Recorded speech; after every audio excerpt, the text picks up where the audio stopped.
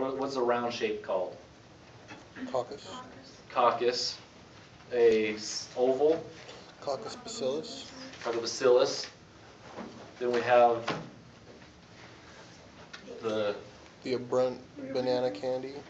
You got your banana or the comma, vibrio, the rod-shaped bacillus, the loosely coiled spirillum that has two L's in it for loosely coiled, L for spirillum, loose, and then the tightly coiled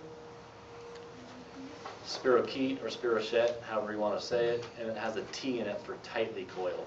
Okay, that's how you can kind of remember which one is which one is loosely and which one is tightly coiled. Now that shows the shape. How are they arranged? How do we determine what their arrangement is?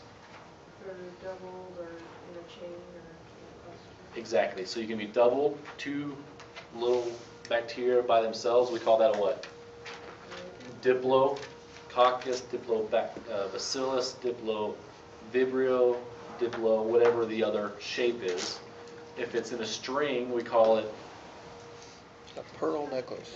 Pearl necklace, or it's strepto. Okay.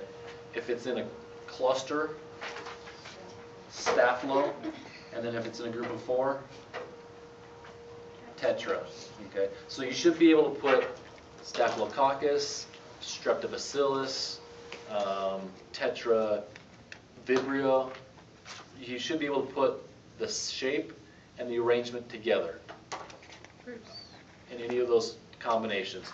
So Diplo, Streplo, Staphylo, and Tetra with your Coccus, Coccobacillus, Vibrio, Bacillus, Spirillum, and Spirochete. Will they have like slides like these pictures? They'll be the cartoon picture. Yeah, it won't actually have, like in the top of 284 where it says Streptococcus, Yeah. you won't have to be able to identify that as Streptococcus. It'll probably either just say, if you have an oval string-like structure, what do you have? Streptococcus bacillus. Yes. Okay, so you have to put them together that way. Or they'll have the cartoon little pictures in it, like what is this, what is that type of thing. They're not going to have the actual slide of an actual thing. Okay, as far as I understood, as far as I was told. Okay. So to distinguish their shapes, it's also going to distinguish how we can attack them. We have to know what their shapes are. And a lot of them are a little harder to see, so we do gram staining. Okay. Gram staining, there are 5 steps to it on page 285 in the middle of the page. You have to be able to walk through that. So first you smear it on the slide, heat it to fix it, then you put crystal violet on it, then you fix it with iodine, then you wash it with acetone, and then you fix it with safran. And whichever color comes out, either purple or pink, will determine if you either have a gram positive or a gram negative. Okay. Gram positive is going to be what type of wall, cell wall? Thick wall. So what's going to hold the crystal violet?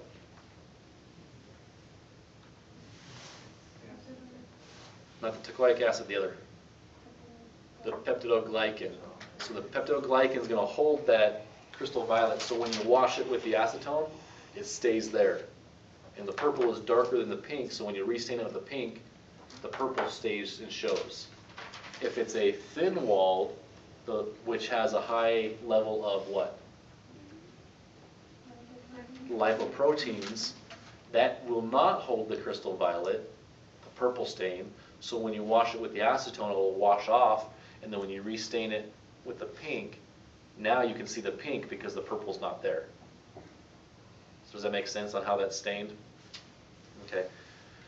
So the teichoic acid is the chain link fence. The peptidoglycan is the actual wall itself, the purple sponge or the purple marshmallow, however you want to think of it. Gram positives, I don't know if I think it talks about it a little later when what is an exotoxin and what is an endotoxin?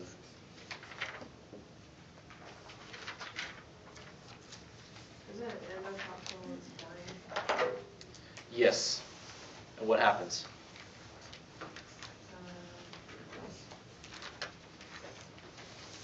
And all of the, so it's bacteria that dies? Yes. What happens is bacteria starts making all these toxins, and it keeps it inside the cell, inside the bacteria, inside itself. And then when it gets so big and those exotoxins are there, then the cell bursts and releases all of its exotoxins, or endotoxins, excuse me. All of its endotoxins get released out into the outside, okay? That is, why would that be a bad thing? Actually, I'm kind of skipping ahead here, but And all those bacteria cells go through your whole body and they're gonna attach to the normal cells, won't they? if I have a whole bunch of toxin and I release it all at one time, is that a good thing? So if I take antibiotics and I start killing all these bacteria and they start releasing all their toxins, is that a good thing? No, that's when we get anaphylactic shock syndrome, okay? So what happens is we want to slowly kill these off a little at a time.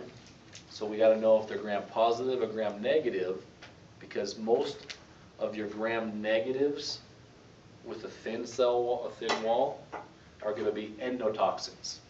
So we're not going to give you a big punch in the face of antibiotics because we don't want to kill all the whole population all at once, because then all those endotoxins are going to be released.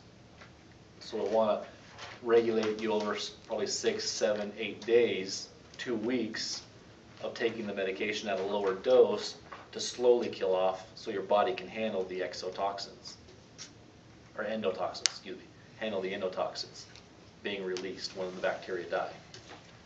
Okay? So if we have gram positive, those are exotoxins. What is an exotoxin?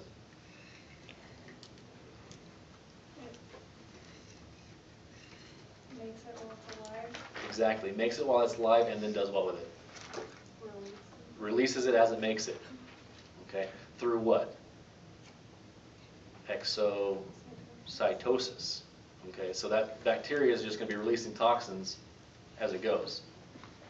Is there a whole big stored amount of exotoxins inside of it? Inside the bacteria?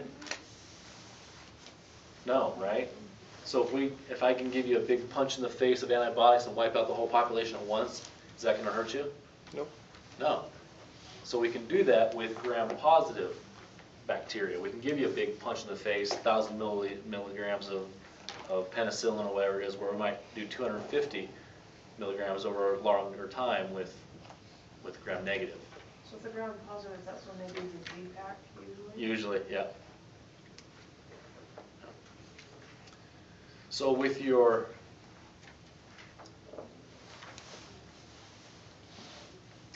Z-Pack, that's when they give you multiple, isn't it? It's usually for 5 days. 5-day strong. Yeah. Yeah. Okay, that's what I thought it was, but I want to make sure. Yeah, that's when they just punch you in the mouth with the antibiotics, give you a big dose, try and completely wipe out that bacterium. Okay, so 99% of your gram positive are exotoxins. Most of your gram negatives are going to be endotoxins. Okay. Exo positive. Exo is positive, endo is negative. Okay. Well, how do we figure out if it's a gram positive or gram negative? How do we get it out of you and onto a slide? Gotta do a culture, right? Got to do a culture, exactly. And we have 3 different media that we're going to use depending on your symptoms.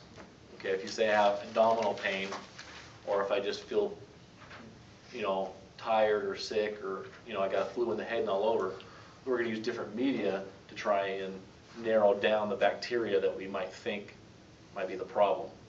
Okay. So enriched media is gonna do what? Make the bacteria grow. Doesn't it make the bacteria grow? Yeah, it's gonna encourage, encouraged bacterial growth. It's not gonna limit any type of bacteria. It says, here I am, I'm a store full of food with a heater, come get as big and as grow as much as you want, okay? It uses what type of agar? Sheep's blood and chocolate. Who doesn't like chocolate? You can grow in Not this kind chocolate. of It's not technically real chocolate. It's just what they call it because it's a brown color. Okay. So you'll need to know that enriched media uses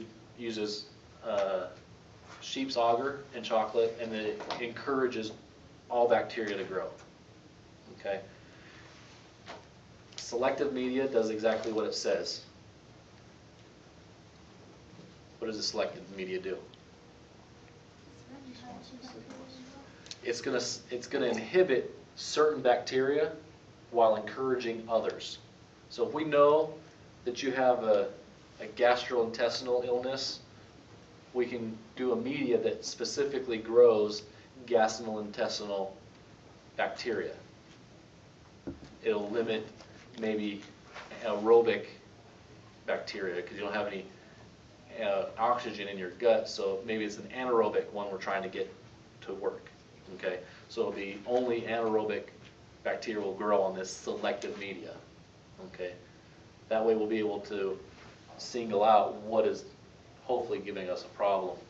And the differential, yeah. Can you single it out more, like, you have where the otters will inhibit salmonella, but will encourage like E. coli? Yes. Yeah, you can have some very specific ones. And if you go into, was it laboratory sciences, you probably have a whole semester on the different types of agars they have out there. There's quite a few that do selective media. What you need to know is it's McConkey. McConkey does selective and McConkey does differential. And differential, all you need to realize about that, it's a type of selective media, but it does it for fermentation of carbohydrates.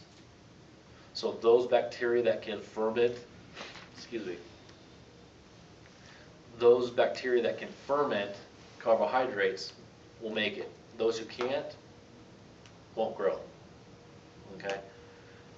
And to obtain a culture, you take a swab.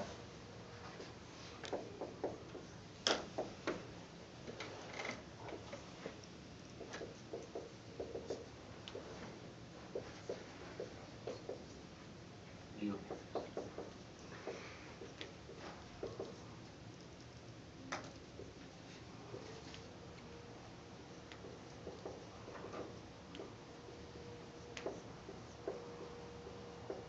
which we're going to show you how to do right now, and then you identify.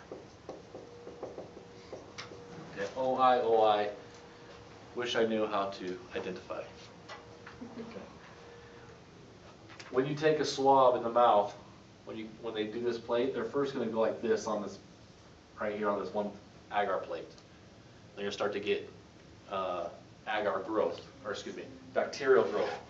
If you do a swab in the mouth, or actually if you get a sample of some other sample, say out of the gut, it'd be kind of hard to get, but if you could, is there going to be only one bacteria growing?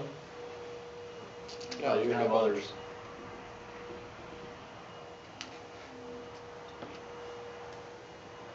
Okay.